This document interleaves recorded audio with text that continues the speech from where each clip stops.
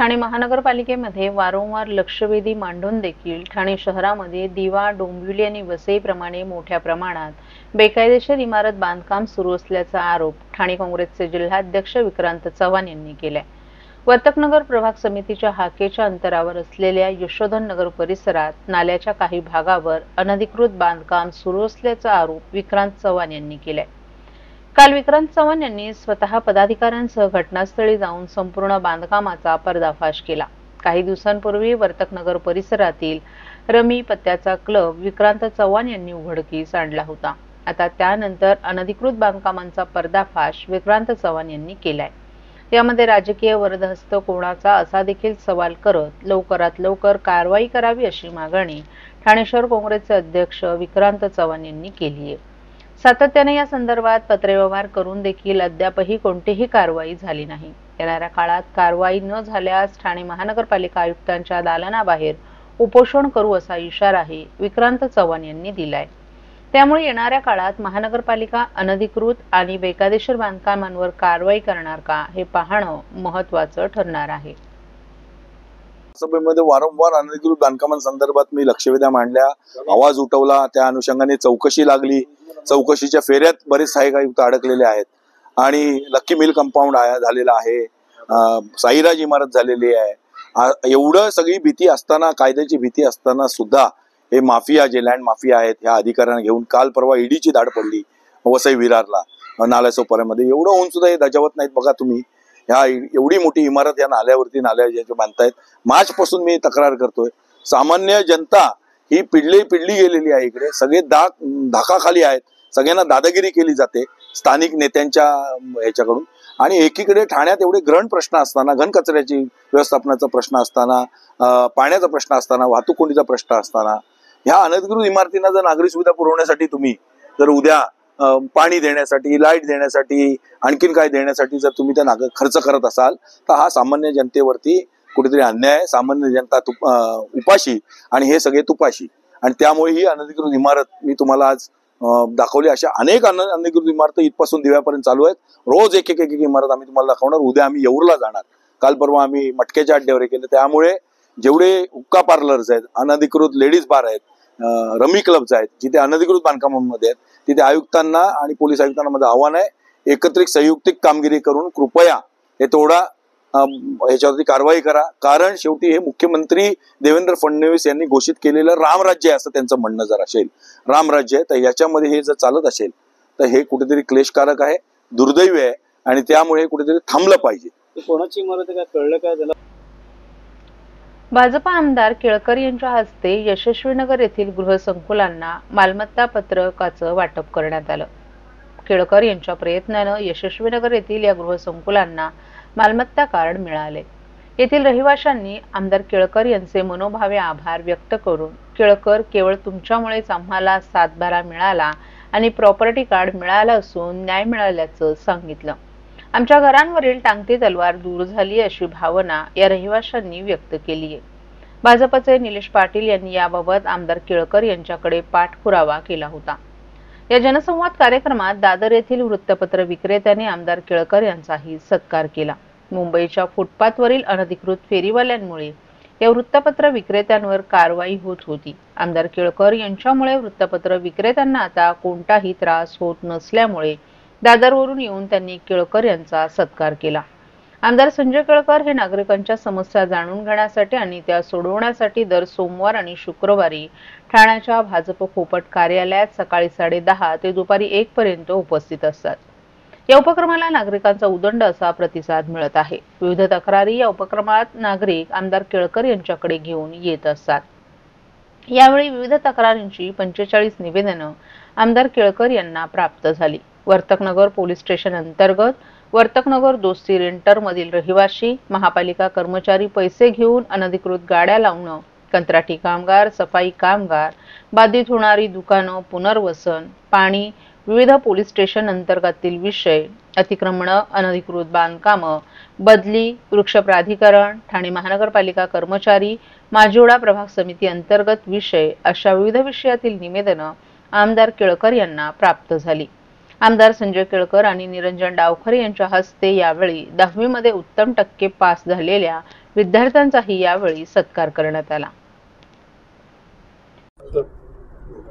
पाटील साहेब, काय सांगाल? अनेक अडचणींचा सामना करत असताना आज बाळपूर यशस्वीनगर रहिवाशांना दिलासा मिळाला. खरं सांगावं तर आपले ठाणे शहराला लाभलेले जनसेवक आमदार संजयजी केळकर साहेब यांचे मानावे तेवढे आभार कमी आहेत. कारण की ठाणे शहरामध्ये असेल किंवा पूर्ण ठाणे विभागाच्या पण बाहेर असेल, ज्या काय अडचणी येतात आणि ज्या साहेबांच्यापर्यंत पोचल्या तर त्याचं निराकरण कसं करायचं तुम्हाला एक आवर्जून सांगायचं वाटतंय. एखादा विषय जर आपण साहेबांकडे घेतला तर त्याचा पाठपुरावा आपल्याला नाही करावा लागत, स्वतः साहेब करतात का ते काय रे तुमचं पुढे काय झालं इथपर्यंत साहेबांचं बारीक लक्ष या सगळ्या विभागावर असतं. आज देखील आपण जर पाहिलं तर ठाणे शहरामध्ये विविध समस्या ज्या उद्भवत होत्या, मग त्या अधिकृत इमारती क्लस्टरमुक्त करण्यापासून तर सातबाऱ्याच्या काही अडचणी होत्या. आता तर नवीन विषय असा होता की नागरिकांच्या नावावर सोसायट्यांच्या नावावर त्यांचा सातबारा आहे, परंतु प्रॉपर्टी कार्ड हा त्यांच्या नावावर नसून किंवा त्याच्या क्षेत्रात तफावत असून या सगळ्या अडचणी ज्या होत्या त्याच्यामुळं बऱ्याचशा इमारती ज्या मोडकलीस आल्या होत्या आणि अधिकृत असून देखील त्यांना पुनर्विकासाचा मार्ग मोकळा होत नव्हता. तर आज जर पाहिलं तर आमदार संजयजी केळकर साहेब यांच्या माध्यमातून हे सगळे प्रश्न सुटून आज फक्त हा फायदा यशस्वीनगर पुरता नसून कलेक्टर साहेबांच्याकडे झालेल्या मीटिंगमध्ये त्यांनी आश्वासित केलेलं आहे की ठाणे शहरामध्ये जिथं जिथं अशा अडचणी असतील या सगळ्या आम्ही तत्काळ दूर करू आणि ज्या नागरिकांना अडचणी आमच्या सातबाऱ्यावरनं प्रॉपर्टी कार्डमध्ये जे हस्तांतरित करताना झालेले आहेत तर नक्कीच याच्यामध्ये आम्ही आमच्या माध्यमातून त्याच्यातनं त्यांचं मार्ग मोकळा करून देऊ. इवन साहेबांनी हे देखील कबूल केलं आहे की ह्या ज्या जाचक अटी काही आहेत किंवा हे जे वेळ काढूपणा आहे हा याच्यामुळं एखादी बिल्डिंग जर तिथं जमीनदोस्त म्हणजे पडली किंवा काय झाली, कारण की आताच साहेबांनी सांगितल्याप्रमाणे आमच्या इमारती खाली करण्यासाठी वरिष्ठ पोलीस निरीक्षक कापरोडी तसेच सहाय्यक आयुक्त यांच्याकडनं देखील पत्र आले होते की 7 दिवसात तुम्ही इमारती रिकामी करा. आणि जर ह्या 7 दिवसात इमारती रिकामी केल्या आणि खालची जर जागा आपल्या नावावर नसेल किंवा क्षेत्रात तफावत असेल तर ते बांधकाम कसं होणार. तर हे सगळं विषय साहेबांकडनं आल्यानंतर तत्काळ त्यांचा विधानसभेमध्ये देखील त्यांनी त्याच्याबद्दल प्रश्न उपस्थित केले आणि त्याच्यानंतर कलेक्टर साहेबांच्या माध्यमातून त्याची कॉमन मीटिंग लावून त्याच्यातनं प्रश्न सोडवण्या आणि त्याच्याबद्दल तमाम ठाणेकरांच्या वतीने साहेबांचे मानावे तेवढे आभार कमी आहेत. महाराष्ट्रातील भगिनींना आधार देणारी राज्य शासनाची मुख्यमंत्री माझी लाडकी बहीण योजना. या योजनेअंतर्गत अल्प उत्पन्न गटातील 21 ते 65 वयोगटाच्या भगिनींना मिळणार दरमहा 1500 रुपयाची मदत. अर्ज करण्यासाठी 31 ऑगस्ट 2024 पर्यंत मुदतवाढ. कुटुंबाचं वार्षिक उत्पन्न 2.5 लाख रुपयांपेक्षा कमी असलेल्या महिला पात्र. कुटुंबाकडे पिवळं किंवा केशरी रेशन कार्ड असल्यास उत्पन्नाचा दाखला आवश्यक नाही. पांढरं रेशन कार्ड असेल किंवा रेशन कार्ड नसेल तर कुटुंबाचं वार्षिक उत्पन्न 2.5 लाखांपेक्षा कमी असल्याचा दाखला आवश्यक. योजनेसाठीचा ऑनलाईन अर्ज नारी शक्ती दूत ॲपवरून किंवा पोर्टलवर भरता येईल. ज्या भगिनींना ऑनलाईन अर्ज भरता येत नसेल त्यांच्यासाठी अंगणवाडी, ग्रामपंचायत, वॉर्ड ऑफिस, सेतू सुविधा केंद्रामध्ये किंवा आशाताई बचत गटाच्या CRP यांची मदत उपलब्ध. आता आपल्याला अभिमानानं म्हणता येईल, सुखी आणि सुरक्षित आहे माझी लाडकी बहीण.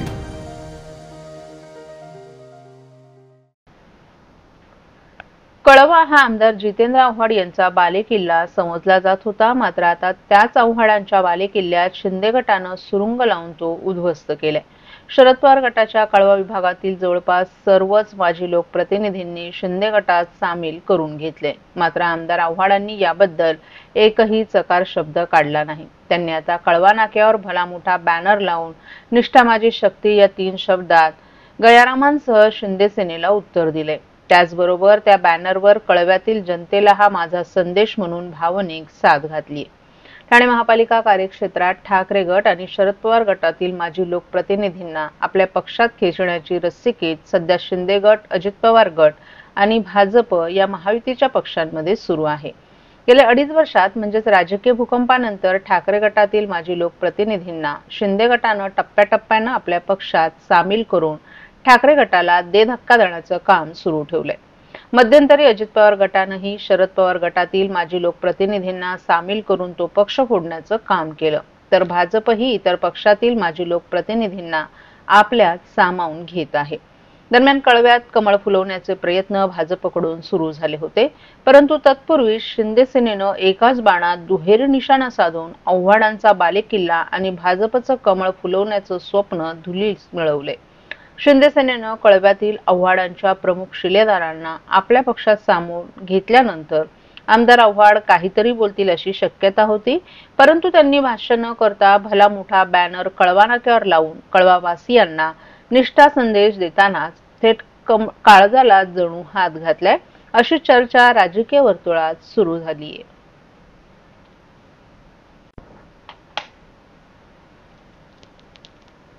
नवनिर्वाचित भाजप ठाणे शहर अध्यक्ष संदीप लेले यांनी औपचारिकरित्या अध्यक्षपदाचा भार स्वीकारलाय. ठाण्यात पार पडलेल्या या कार्यक्रमात भाजपचे अनेक वरिष्ठ पदाधिकारी आणि कार्यकर्ते यावेळी मोठ्या संख्येने उपस्थित होते. यावेळी भाजप संघटक प्रमुख व निरीक्षक सुनील कर्जतकर, प्रदेश महासचिव माधवी नाईक, आमदार संजय केळकर, निरंजन डावखरे, माजी शहर अध्यक्ष संजय वाघोले, महिला मोर्चाच्या अध्यक्षा स्नेहा पाटील, युवा मोर्चाचे अध्यक्ष सूरज पाटील तसंच ज्येष्ठ नेते सीताराम राणे आणि भाजपचे सर्व पदाधिकारी, कार्यकर्ते तसंच महिला पदाधिकारी मोठ्या संख्येने उपस्थित होते. यावेळी उपस्थित मान्यवरांनी संदीप लेले यांना शुभेच्छा दिल्या. तर आमदार संजय केळकर, आमदार निरंजन डावखरे यांनी ठाणे महापालिकेवर भाजपची सत्ता येईल, भाजपचा महापौर बसेल अशी आशा व्यक्त केली आहे. तर भाजपचे ठाण्याची भाजप अशी जोरदार घोषणाबाजी यावेळी करण्यात आली. संदीप लेले यांच्या अध्यक्षपदाच्या कार्यकाळात पक्ष अधिक बळकट करण्यासाठी प्रयत्नशील राहण्याचा निर्धारही व्यक्त करण्यात आला. भाजप कार्यकर्त्यांमध्ये उत्साहाचं वातावरण यावेळी दिसून आलं असून नव्या नेतृत्वाकडून ठाण्यात भाजपची ताकद अधिक वाढेल अशी आशाही व्यक्त करण्यात आली आहे. एका बाजूला दोन्ही आमदारांनी ठाणे महानगरपालिकेवर भाजपची सत्ता येईल अशी आशा व्यक्त केली, मात्र नवनिर्वाचित ठाणे जिल्हा अध्यक्ष संदीप लेले यांना प्रश्न विचारला असता संदीप लेले यांनी मात्र या प्रश्नाला बगल दिली. त्यामुळे राजकीय वर्तुळात चांगली चर्चा रंगली आहे. लढवण्याचा दावा केलाय, कसं बघताय? काय आहे, खूप कार्यकर्ते बीजेपीत आले. पहिल्यांदी मोजके लोक होते, आता अख्ख्या ठाणे शहरामध्ये जवळजवळ 1400 बूथ आहेत. तर 1400 पैकी 1200 बूथवर आमचे कार्यकर्ते आहेत. सर्व पॅनल मध्ये आमचे कार्यकर्ते आहेत. आता 23 नगरसेवक सिटिंग आहेत. उरलेल्या जागी देखील बऱ्याचशा कार्यकर्त्यांना लढायची इच्छा आहे आणि त्यामुळे स्वाभाविकच जास्तीत जास्त लोकांना लढायला मिळावं ही नक्कीच सर्व कार्यकर्त्यांची इच्छा आहे आणि ती शेवटी पक्षाच्या नेत्यांना मान्य करावी लागेल असं सगळ्यांचं म्हणणं आहे. ठाणे हा सेनेचा बालेकिल्ला आहे, भाजपचा महापौर बसेल ना, का नाही बसणार? महाराष्ट्रात भाजपचा मुख्यमंत्री होईल हे 2014च्या आधी कोणी बोललं होतं का? त्यामुळे काय होणार काय नाही होणार हे बरोबर नाही. जनता सर्वोपरी आहे. जनतेला वाटलं की भाजपचा महापौर करावा तर जनता महापौर भाजपचा करेल, का नाही करणार? महाराष्ट्रात जनतेने भाजपचे 2 वेळा मुख्यमंत्री केले. फडणवीस साहेबांना लोक विरोधकांनी टार्गेट केलं, त्यांना असं दाखवलं की त्यांच्यामध्ये काही क्षमता नाही, पण त्याच फडणवीस साहेबांना 132 सीट देऊन महाराष्ट्राचं मुख्यमंत्री केलं ना जनतेने. ज्या महाराष्ट्र काँग्रेसचा गड होता त्या 2014 साली देखील सगळ्यात मोठा पक्ष म्हणून भाजप पुढे आला. मग ठाण्यात काय नाही होणार? वेगळं काय आहे? सगळं तेच आहे, तीच माणसं आहेत. आम्हाला नीट काम करायला लागेल. आम्ही नीट काम केलं तर लोक आमच्याबरोबर येईल. आम्ही कुठे कमी पडत असतो तर लोक येणार नाहीत. आमची जबाबदारी आहे ती. महापौर आमचा बनवणं आणि लोकांनी मतं देणं ही आमची जबाबदारी आहे. आम्ही ती पार पाडू.